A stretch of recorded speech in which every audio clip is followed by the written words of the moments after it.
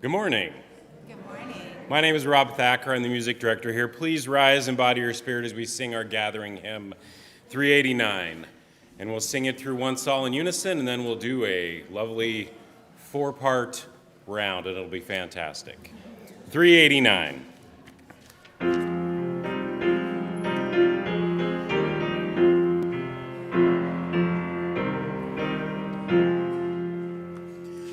Gathered here in the mystery of the hour, gathered here in one strong body, gathered here in the struggle and the power, Spirit, draw near.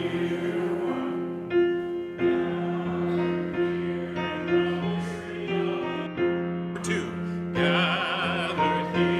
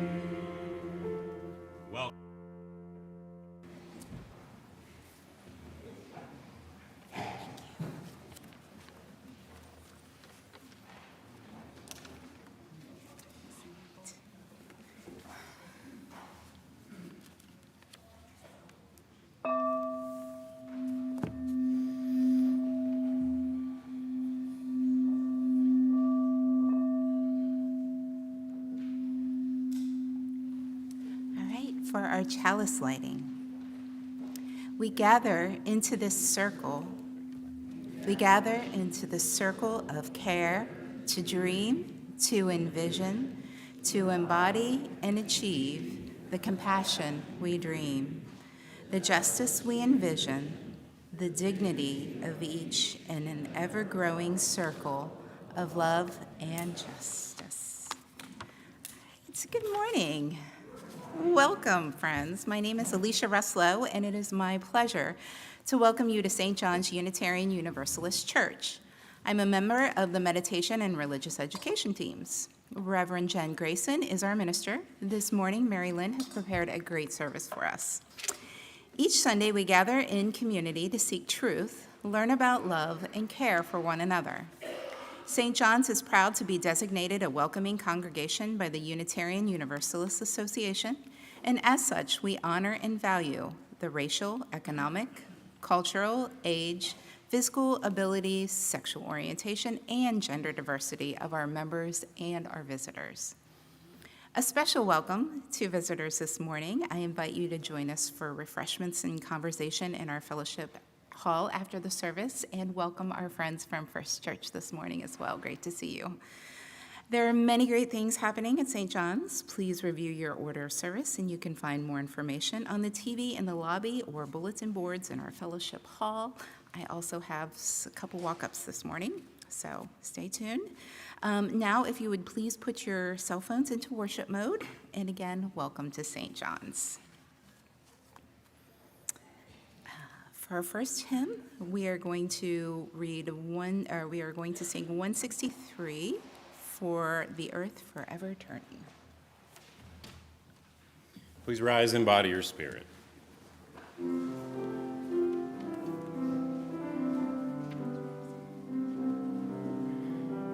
For the earth forever turning, for the skies for every sea, for our lives, for all we cherish, sing we our joyful song of peace.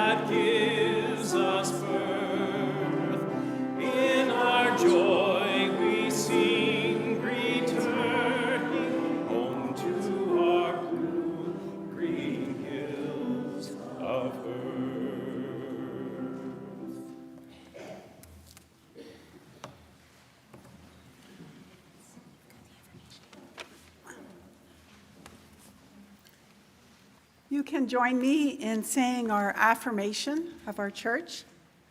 This is the mission of our faith, to teach the fragile art of hospitality, to revere both the critical mind and the generous heart, to prove that diversity need not mean divisiveness, and to witness to all that we must hold the whole world in our hands.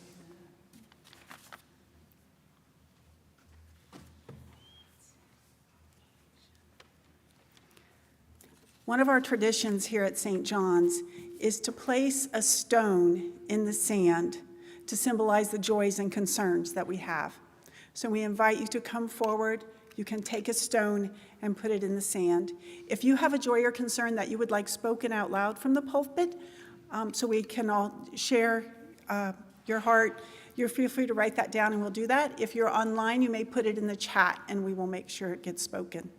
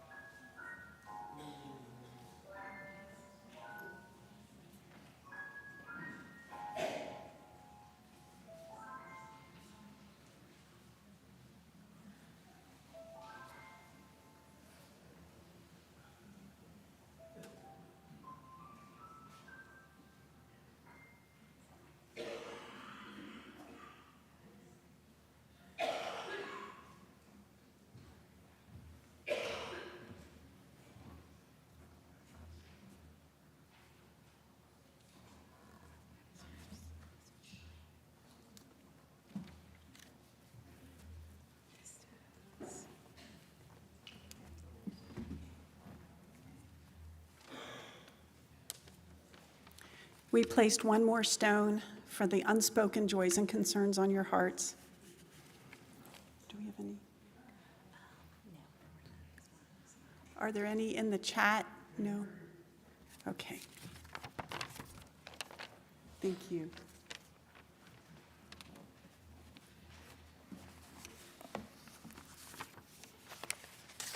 For our first reading this morning, this is from 101 Essays That Will Change the Way You Think by Brianna Wiest.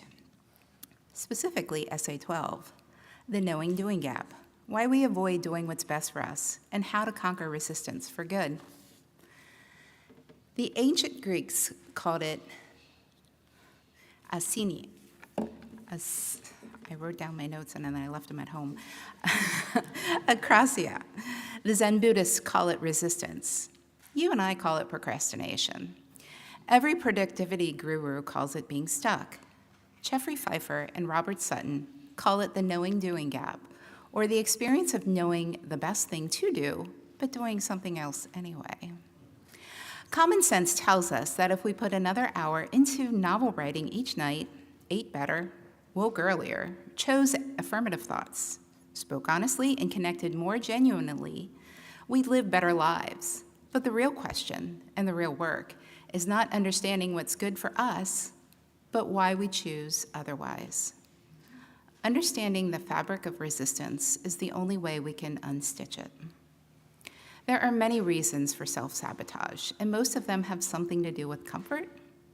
Modern society, innovation, culture, wealth, success, is designed to convince us that a good life is one that is most comfortable or able to provide us with a sense of being pain-free and secure. This is pretty directly related to the fact that human beings are hardwired to seek comfort, which translate as survival. We're physiologically designed that way. It only makes sense that in our more fully actualized intellectual and emotional lives, we'd want the same. And now we will take an offering for the good work of this church. Please give as you are able.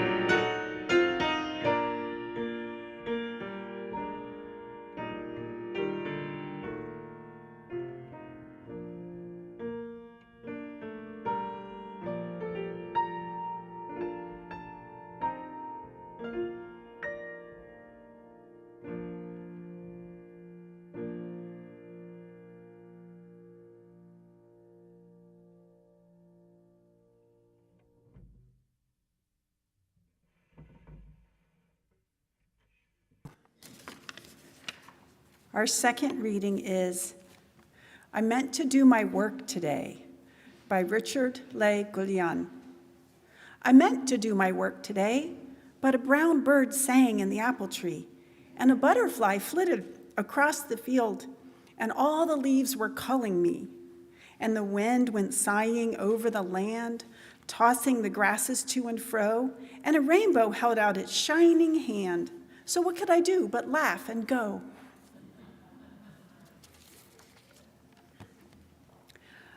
If you'd like to stand in body or spirit, and we'll be singing number 331, Life is the Greatest Gift of All.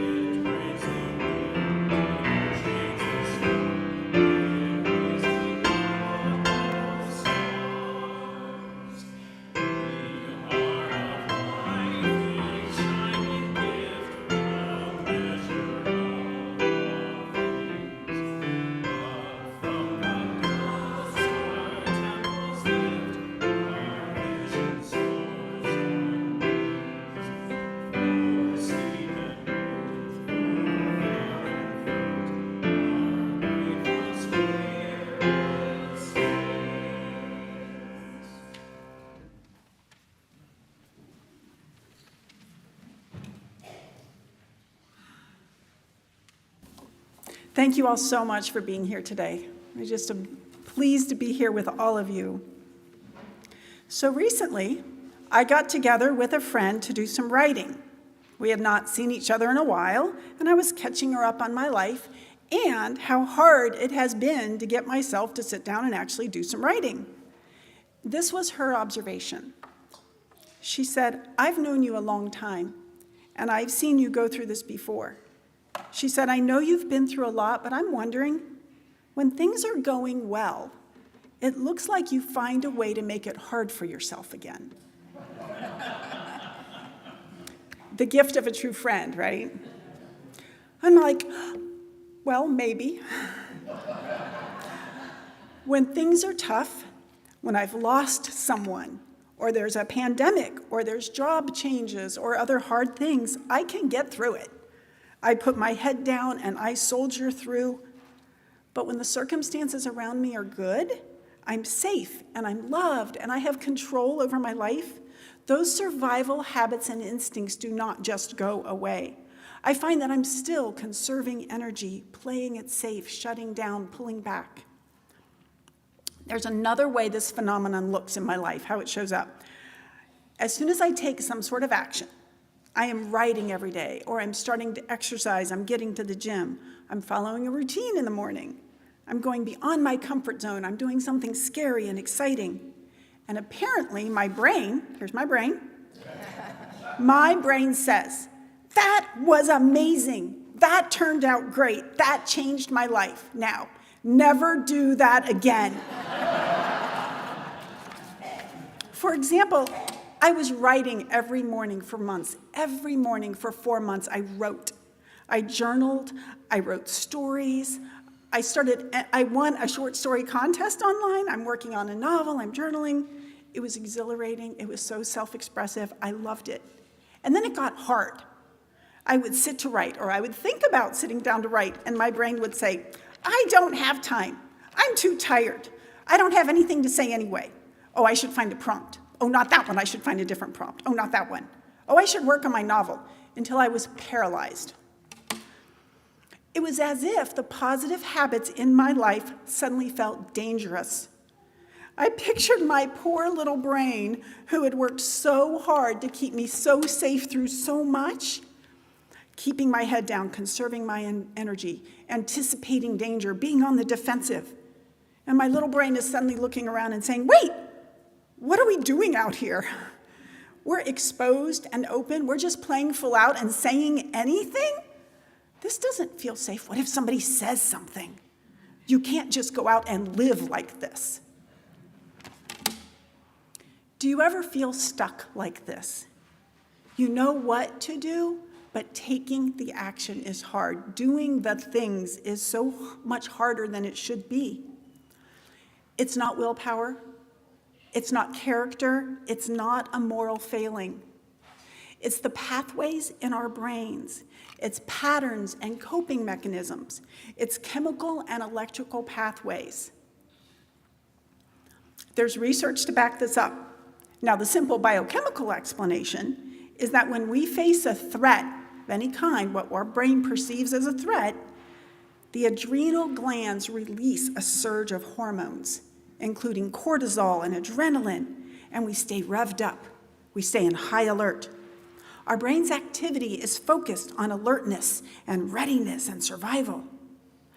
Literally, new connections, new synapses, learning do not happen. When our brain is flooded by cortisol, our frontal cortex, where we're making connections to learn new things, literally gets stopped because our brain is focused on that survival. When we're in this state, we are more likely to respond from instinct, from our first, easiest, and most successful survival strategies. And often those first strategies are the ones we learn the youngest. When you were very young, if you learned to be quiet and hide, if you learned to act up, if that's how you got through, that's what you're going to kind of default to. Reflection and consideration and experimentation and coming up with new strategies are luxuries that our brains cannot afford when we're in survival and danger. There's actually a Forbes article from 2018 titled, "Fear Shrinks Your Brain and Makes You Less Creative." Great, thank you, brain. Now, all those mechanisms that are in place to very successfully help us survive in an unpredictable world, they build certain pathways and patterns in our brains. And as I said before, they don't just go away. Those pathways and patterns don't just go away when our circumstances change. Now, how it's supposed to work is that when we're faced with a threat, all those survival strategies kick in, and the threat is eliminated, and then we go back to normal, which I believe is the creative and generating and connecting problem solving that human beings are capable of. I believe that's who we are, and this gets in the way of who we are. But when that threat doesn't go away, when it just continues and it's in the background of everything, we never feel safe. We're always in survival, and that chronic stress keeps us in that reactive, fearful survival state.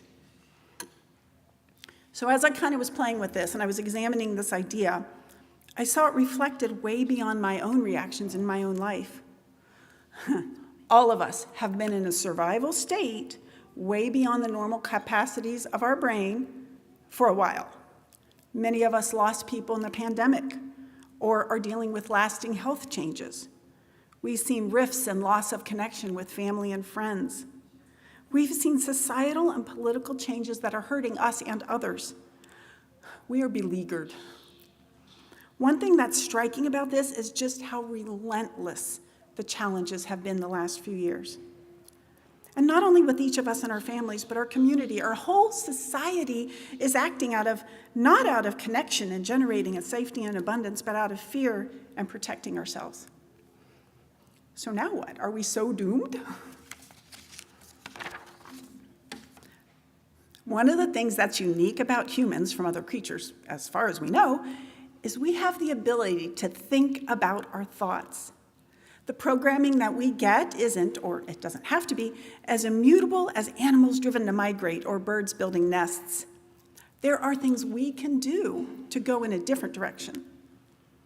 So how it turns out is if that we can see our thought patterns are shaped by fear, and in any small way start to shift those patterns, it can make a huge difference. It is a lever to make a huge difference. Okay, now what, right? How do we get there from here? Okay, there's research on this too, of course. This being a UU sermon, there's research. Neuroplasticity is the study of, and it refers to your brain's ability to restructure or rewire itself when it recognizes the need for adaptation.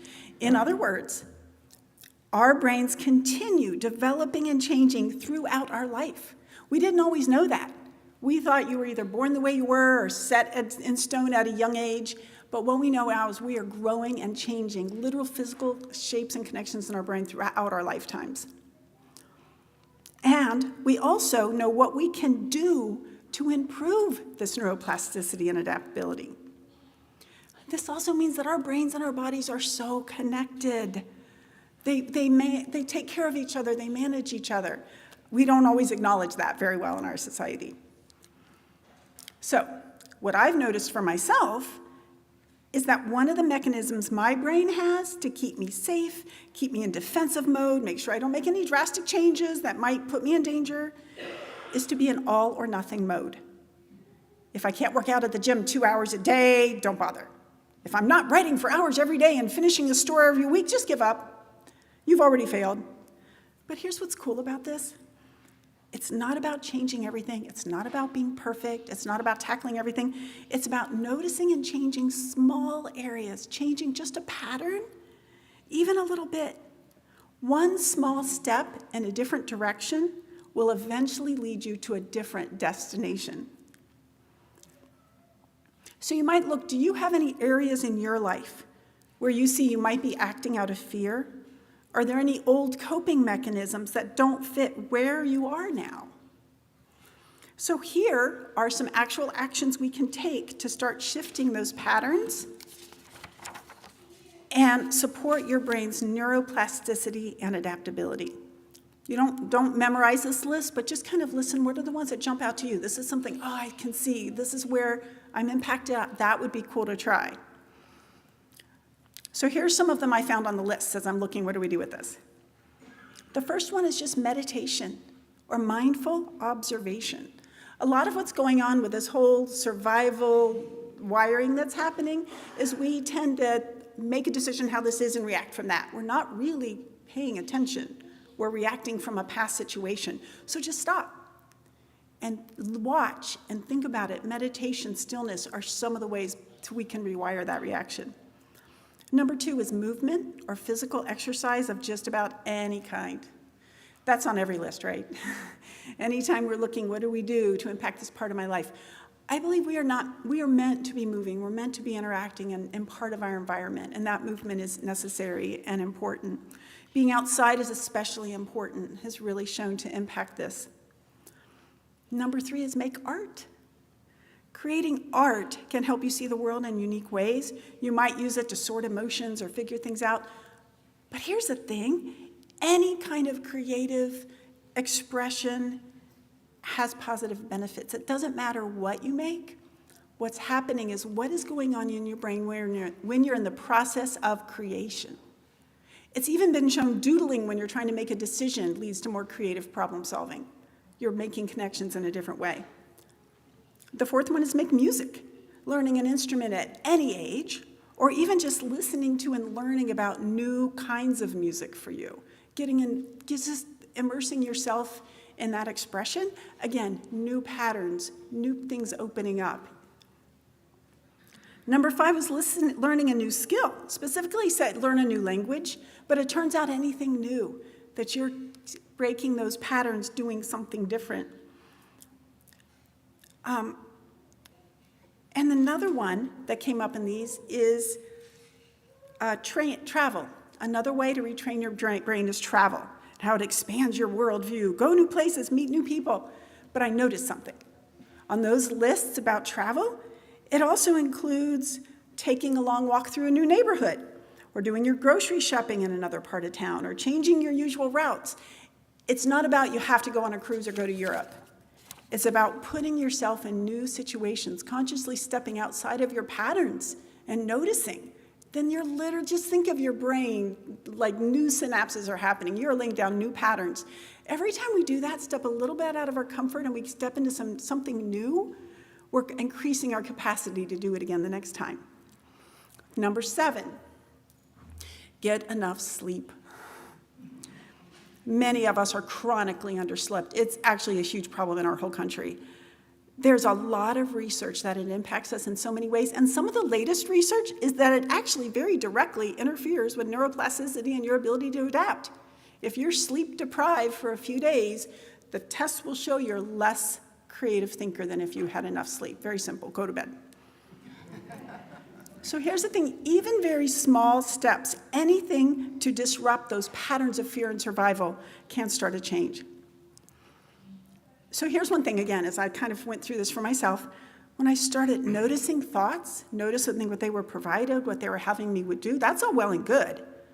But it was hard for me to shift those patterns directly. Thoughts are gonna think. What's in my head is in my head. To say, no, stop thinking that. Everybody quit thinking about a white elephant. We're not built to do that. But what is an action to take to disrupt this pattern? When I get up in the morning and I spend 2 hours scrolling Facebook instead of opening my computer and writing, well, that's a pattern I need to work on. So I leave my phone put away, set a timer, write for 6 minutes no matter what. A new pattern. And there have been days I wrote, I don't want to write, I don't want to write, I don't want to write for 6 minutes. But I'm breaking a pattern, and I'm starting a new one, and the next day it's easier. That has been way more helpful than beating myself up for thinking the thoughts I'm thinking. So here's a thought experiment for all of us. If these patterns are our bodies and brains' strategies to keep us safe, what is the benefit of dismantling or shifting them? I believe because it is because we are capable of so much more than protecting ourselves. And if we can build and provide that sense of safety and connection in ourselves, we can then be renewed to build connection and creative problem solving and safety for others throughout our society. If we start with us and we create that space, then we can create it for others as well. So here's an opportunity.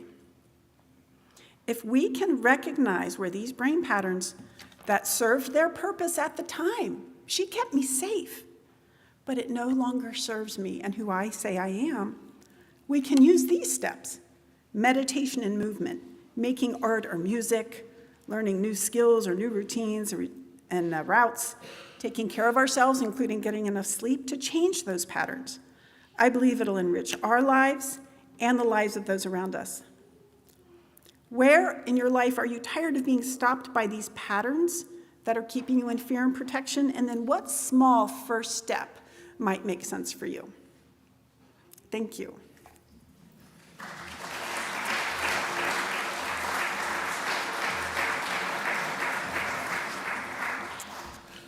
Thank you so much, Mary Lynn.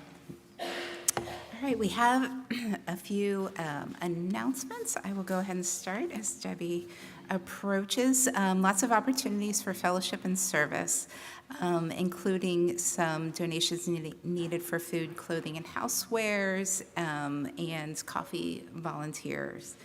Men's potluck will be next week. That will be the last one for a little while. In addition to flower donations, we also need people for the flower committee, especially August 11th, 18th, 25th, September 1st, and 8th, when Edie and Ron will be out of the country. So I've got an email if you want to get involved with that. And at Sunday morning meditation will resume next week in Gandhi at 10, and one more from me. In 4 weeks, August 25th, the annual Festival of Faith will be held at Cintas Center. There will be a UU table, as well as ones from many other traditions. Join others from across our area to celebrate our diversity. And now I will turn it over to Debbie.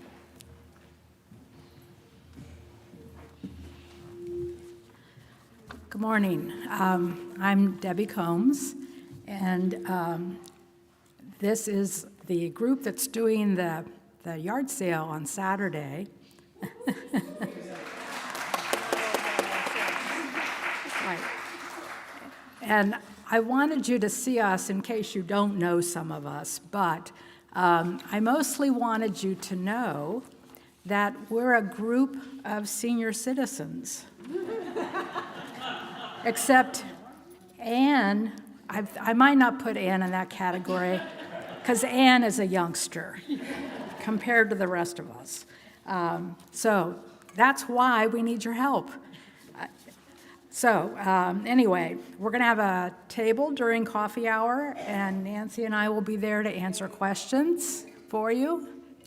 And we can let you know about other volunteer needs that we have. We're going to, after coffee hour, we're going to be setting up tables in Curl Pfeiffer in preparation for the sorting and pricing that we'll be doing on Thursday and Friday. So on Thursday and Friday, we need some strong people because we have things to bring upstairs from downstairs, and we have things up in Wells to bring down. And one thing I can think of is a wooden cabinet that's not that heavy, but it sure is awkward, and I don't think any of us would be able to pull that off. We have flyers that Claire created. We have lovely yard sale signs created by Eleanor, and Jen may have helped on that, I'm not sure.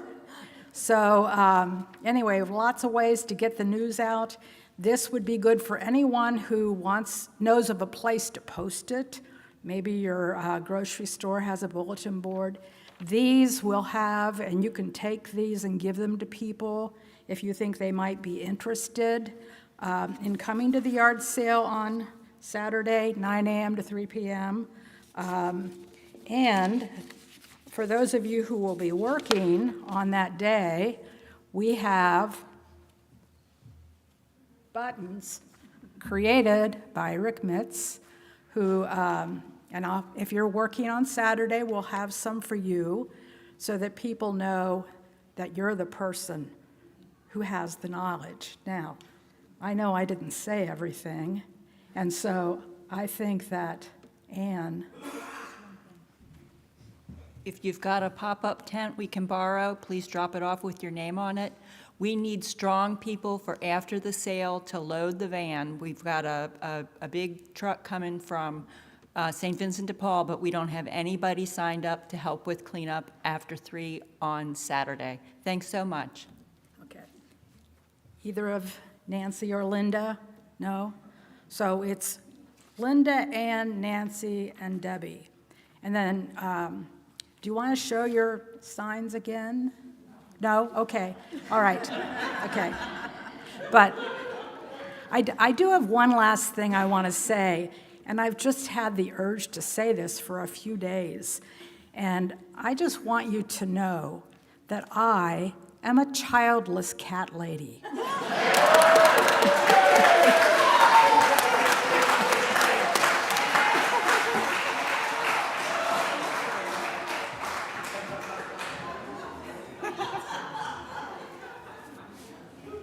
On that note, please rise, embody your spirit, and join me in singing our closing hymn, This Little Light of Mine, and Let Our Lights Shine.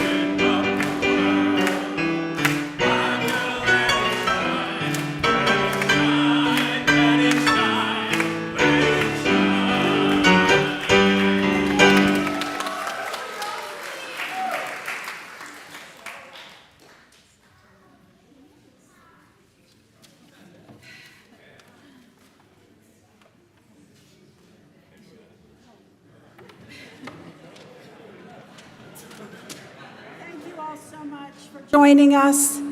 The service has concluded. Let the service begin. Join us over in Cole Pfeiffer for fellowship.